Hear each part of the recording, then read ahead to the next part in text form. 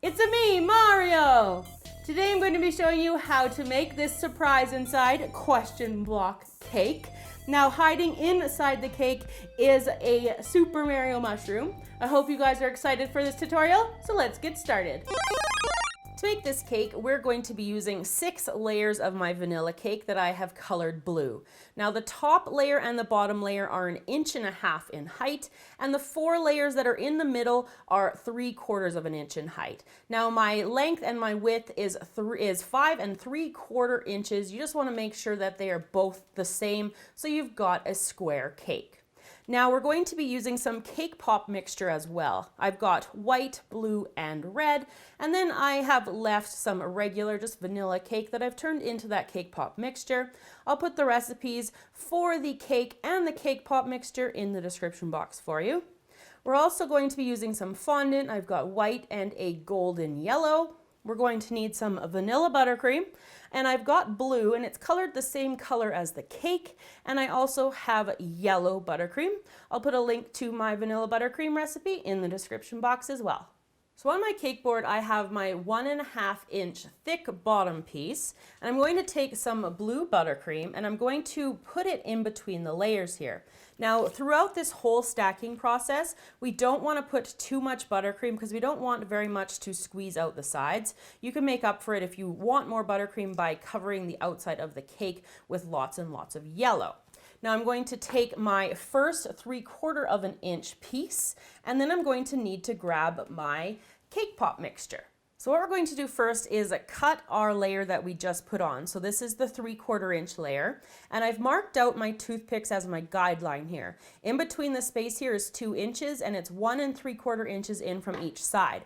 Just going to take a sharp knife, and I'm just going to cut down to that first layer. I don't want to cut into that first layer because I just want to make sure I'm only going down 3/4 of an inch here.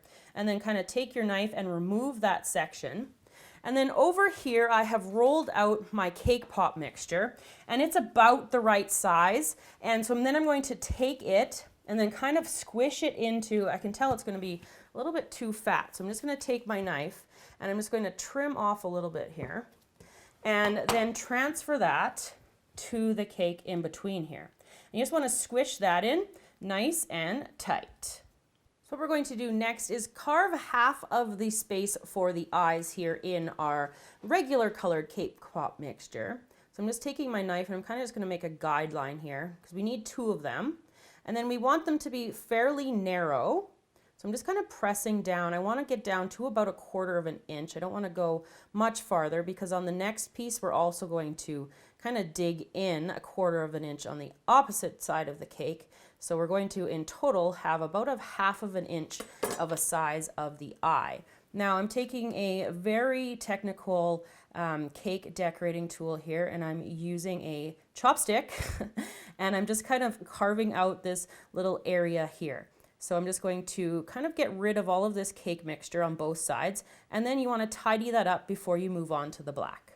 With the little divots for the eyes carved out, I'm going to take some of my really thinly rolled out black cake pop mixture, and I'm just going to basically squish it in there. And you can use like toothpicks, you can use more of the chopstick, and I'm just trying to fill this hole completely. And as long as you get it in there nice and tight, you will find that it will be a consistent kind of shape and size throughout the inside here. So for the next layer, what I've done is I've applied a thin layer of buttercream to the 2 sides of the blue cake, and then I'm going to take up the same sides, I cut them just like we did before, putting those onto the cake here and leaving that middle piece out. Now I'm going to I repeated that thing, this exact same step as I did before, but this time I need to flip it upside down. So I'm taking that cake pop mixture, I'm going to just place it in there. You want to line up those black lines so that the eyes are in the same spot there and they become a larger eye. And then you just want to press that down and into the cake. So now we're moving on to creating the top of the mushroom. So I've got my buttercream layers there. I've got my cake cut here on the side. Now I'm taking a rolled out piece of red cake pop mixture and press that down into there. You can always trim it after and you can fit it to the space here afterwards. And two, if you get any of your cake layers that kind of move and shift on you, before you cover it in buttercream, you can square them up again. So I'm just pressing that down. Now what I'm taking is an inch in diameter cutter, and I'm just going to cut a hole about halfway through there, and I'm cutting that all the way to the other end here. Just push that cake pop mixture there. We're creating a space for the white circle that goes in the center. We just need about half of that. So I've rolled out some of my white cake pop mixture into a 1-inch long tube, and I'm just fitting it in that first half there. Now we're going to cut out the second half here. So I've got my red cake pop mixture rolled out again, and the circle is about 2 inches in diameter. I'm going to take my 1-inch cutter and again cut out about half of an inch here. I'm just going to kind of like tear, basically you're tearing through that like that.